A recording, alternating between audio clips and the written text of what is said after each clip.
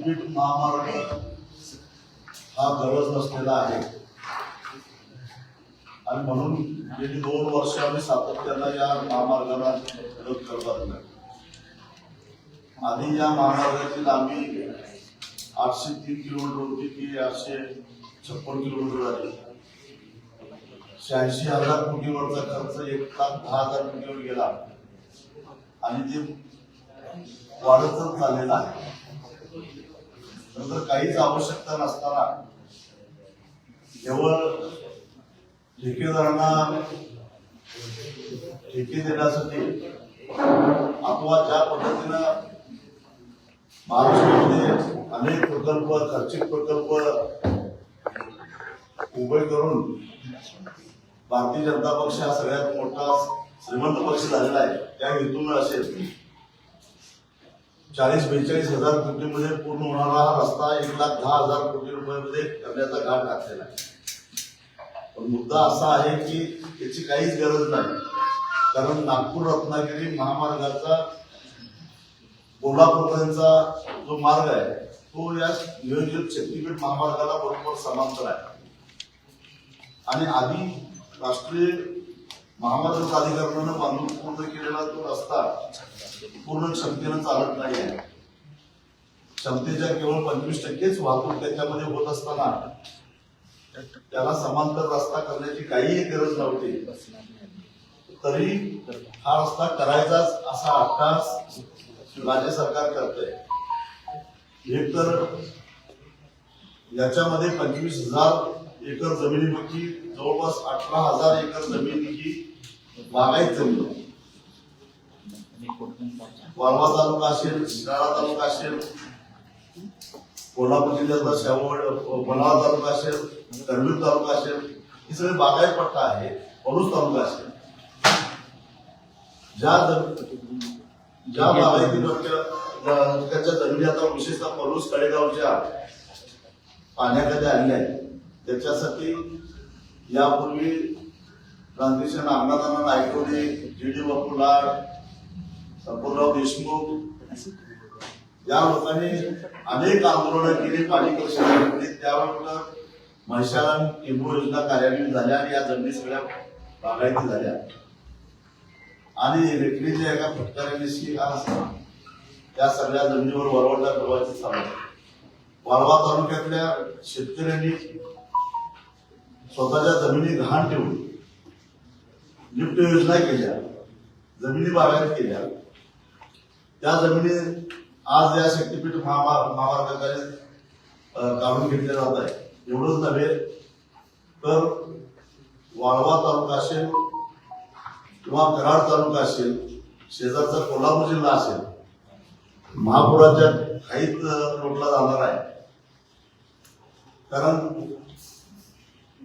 आता केंद्रीय जल आयोगाने कबूलच केलेला आहे की अलमट्टीच्या पाण्यामुळं सांगली कोल्हापूर पुरेपुरी आता अधिकृतरित्या कबूल केली. याचं कारण महापुरामध्ये पात्राबाहेर पाणी जेव्हा पडतं त्यावेळी त्या पाण्याच्या प्रवाहाला अडथळा निर्माण झाला की खूप तयार होते आणि 15-15 दिवस पूर रेंगाळतो. पूर्वी पूर यायचा पण 2-4 दिवसांमध्ये तो ओसरायचा.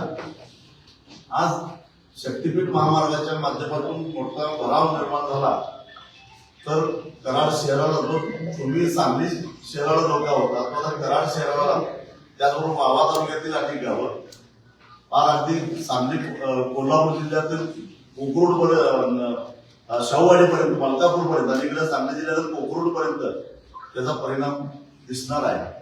आणि म्हणून या रस्त्याची आम्हाला गरज नाही आहे. हे 1,10,000 कोटी रुपये शेवटी प्रवाशांना त्या रस्त्यावरून प्रवास करत असताना टोलच्या माध्यमातून परत द्यायचे आहेत.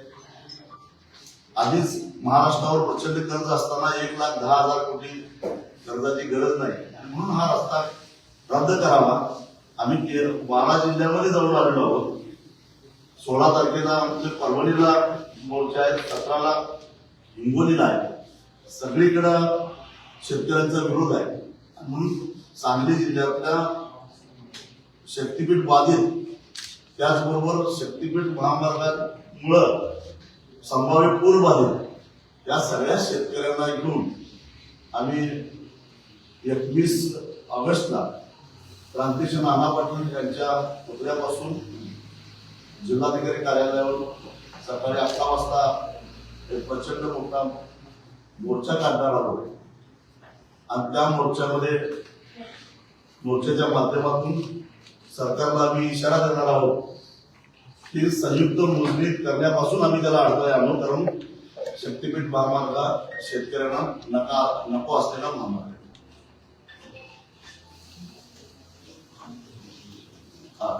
21 ऑगस्ट वेळ सकाळी 11 वाजता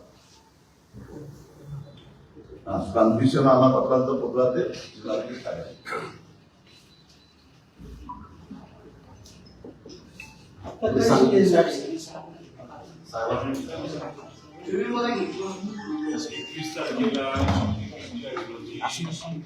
जनतेच्या भावना व्यक्त करण्यासाठी 15 वाजता सांगलीमध्ये मोर्चाचं आयोजन करण्यात आलेलं आहे.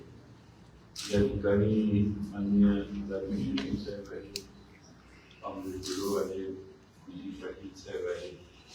त्याचबरोबर या पत्रकार परिषदेत विश्वजित कदम हे देखील उपस्थित राहणार, काही कारणाने उपस्थित राहू हेही त्यांची मोर्चा घेतली. खासदार विशाल पाटील यांच्याशी साधलेला आहे. त्यामुळं या जिल्ह्यामध्ये शक्तीपीठ महामार्गाची आवश्यकता नाही आणि तो महामार्ग पुणे अशासाठी यापूर्वी अनेक ठिकाणी सभा झाले, मोर्चे झाले, आंदोलन झाले. काही दिवसापूर्वी पंढरपूरला एक सभा आणि मोर्चा झाला. नामदेवाच्या पायरीला जाऊन आम्ही साखर घातलं की परमेश्वराने ईश्वराने सरकारला बुद्धी द्यावी. प्रचंड पैसे खर्च करून ज्या भागातून आपण मार्ग काढतोय त्या भागात आधीच दळणवळणाच्या चांगल्या सुविधा आहेत. त्यामुळं लोकांचं जमिनी घेणं हे योग्य होणार नाही. ज्या भागातून हा रस्ता जातोय सांगली जिल्हा, कोल्हापूर जिल्ह्याचा भाग होता, तर अतिशय सकस जमिनी, काळ्या जमिनी आणि शेतकऱ्यांनी स्वतःच्या खर्चाने गुंतवणूक करून कर्ज काढून इरिगेशन केलेल्या जमिनी या सरकारने घेणं टाळलं पाहिजे, अशी आमची सुरुवातीपासून आहे. आणि म्हणून या मोर्चामध्ये शक्तीपीठ महामार्गात जी गावं जे तालुके येतात त्या भागात त्या जनतेचा विरोध व्यक्त करण्यासाठी सांगलीला मोर्चा काढला. यापूर्वी कोल्हापूरला एक मोर्चा झाला, कोल्हापूर जिल्ह्याचा मोर्चा पंढरपूरला झाला, परभणी आणि अन्य जिल्ह्यात देखील त्याचं आयोजन आता पुढच्या काही दिवसात आहे. त्याच पद्धतीनं आता सांगलीला जिल्हाधिकाऱ्यांच्या कार्यालयाचा मोर्चा नेण्याचं आम्ही ठरवलं. सांगितले किती क्षेत्र बाधित आणि किती शेतकरी असा अंदाजे आपण काय काढलेला आहे? 920 एकर जमीन सांगली जिल्ह्यात वाळवा तालुक्यात, वाळवा 4 तालुक्यात किती शेतकरी बाधित होतात जिल्ह्यात असं आम्ही काय काढलं टोटल 25,000 एकर जाते एवढं मला माहिती. आम्ही वाळवा तालुक्याचे काढतो. तुम्ही आता जे म्हणताय नाही जमीन जाणार तेवढं तर बाधित आहेच, किती गावावर आमच्या आकलनाप्रमाणे ठराव होता, गाव सभा झाले, नगरपालिकेचा झाला किंवा सहकारी संस्थांचे ठराव, इरिगेशन सोसायटीचे ठराव झाले, तर संपूर्ण तालुक्यावरच त्याचा परिणाम होणार. कारण सगळे प्रक्रिया उद्योग जे आहेत ते बाधित होणार. सगळ्या सिंचन लाईन ज्या आहेत इरिगेशन त्या सगळ्या बाधित होणार. आणि आता पाणी थांबून साचल्यामुळं बाद होणाऱ्या जमिनीचं प्रमाण आणखी वाढतो आहेच, पण जमिनीची रचना खोल असल्यामुळं आणि मधीच भराव रस्त्याच्या येणार असल्यामुळं जे अंडरकरंट्स वाहणार होते पाझरण्यासाठी ते सगळे बंद होणार असल्यामुळं मोठ्या प्रमाणामध्ये जमिनीचं नुकसान होणार. शेतीचं विकेंड मांजरीचा जो पूल आहे कृष्णेवर आणि त्याच्या नदीवरचा जो तलाव आहे त्याचा मांजरी तर त्याचा परिणाम सांगली शहराला आणि शिरोळ तालुक्याला पाणी तुंबल्यामुळे भोगावं लागतं. पण त्याच्यापेक्षाही मोठा भराव आणि जास्त लांबीचा, कारण भोगाव पासून कामेरीपर्यंत 17.5 किलोमीटर लांबी आहे. एवढ्या लांबीचा हा भराव पडणार कृष्णेच्या पाण्याच्या प्रवाहाच्या विरोधात आणि पाणी पास होणार फक्त पुलाकडनं पास होणार आणि त्यामुळं ते तुंबलेलं पाणी फार कराडपर्यंत पाठवलं आणि इकडं मलकापूरपर्यंत त्याचा इफेक्ट झाला. पण आपण बऱ्याच वेळा बघितलंय की हिप्परगीचं एखादा गेट जरी उघडायचं राहिलं तर आपल्या सांगलीत पाणी शिरतं. हिप्परगी आपल्यापासून किती लांब आहे, तर त्याचा परिणाम होणारच, कारण पाण्याचा प्रवाहाचा वेग मंदावला की पाणी तुंबत मागं जातं. त्यामुळं केवळ जमीन लाभाऱ्यांचा हा मुद्दा नाही आहे.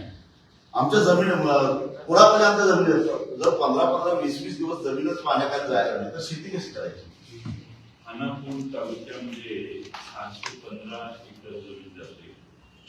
कडेगाव तालुक्यात 882 एकर जमीन जाते.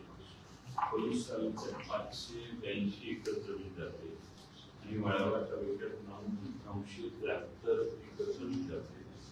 म्हणजे सांगली जिल्ह्यातली 3052 एकर जमीन जाते. बाधित शेतकरी आणि बाधित शेतकऱ्यांची संख्या नाही माहिती आमच्या, पण ती त्यापेक्षा काही हजारच असेल. फक्त जमीन जाते, जाणाऱ्यांचं नुकसान नाही.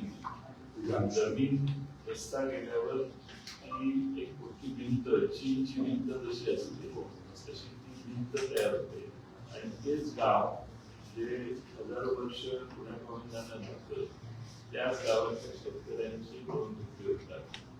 गावाच्या तिकडच्याशी संबंध राहतो. शेती इकडं निम्मी आहे तिकडं निम्मी असेल तर करणं अशक्य होतं, परवडत नाही. आधी शेती परवडत नाही आणि बांध बंदिस्ती एवढी मोठी होते की इकडचं पाणी तिकडे जात नाही, तिकडचं पाणी इकडे जात नाही.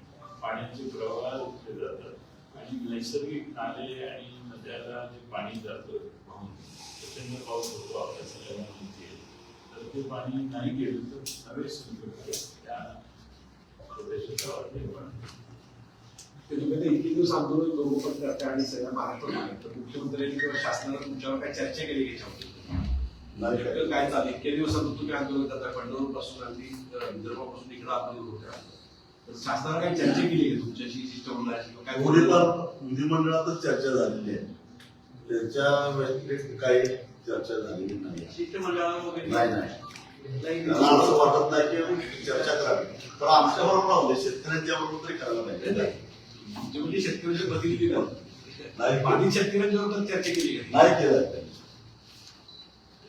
उलट मुख्यमंत्री एकदा विधानसभेत असं मला वाटतं परिषदेत असं बोलले की आझाद मैदानावर तुम्ही जेवढे लोक आणलेले त्याच्या दुप्पट आम्ही रस्ता करा म्हणून सांगायला आलो. अशा प्रकारची भाषा त्यांची आहे.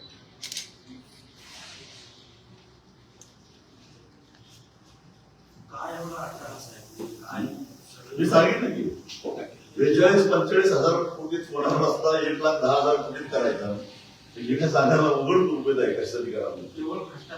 हो, दुसरं काहीच नाही.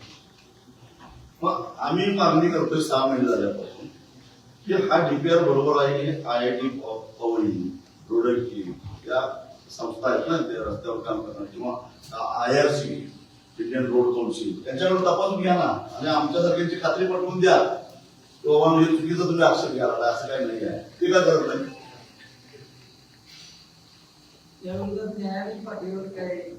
नाही, आम्ही रस्त्यावरची लढाई लढणार नाही. हे व्यवस्थेवर माझा तरी फारसा विश्वास नाही. ग्रामसभेच्या सगळे ठराव केले सांगली जिल्ह्यातले की त्या ग्रामसभेमध्ये पूर्ण विरोध आहे आमचा शक्तीपीठला.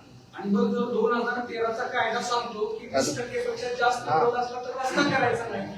मग हे सरकार आम्हाला पाणी नसलं तर पाणी देईल, वीज नसलं तर मग ते वीज देईल. शेतकऱ्याच्या जमिनी काढायसाठी हा कायदा बाजूला ठेवून हायवे ऍक्ट 1955 घेतला जुना.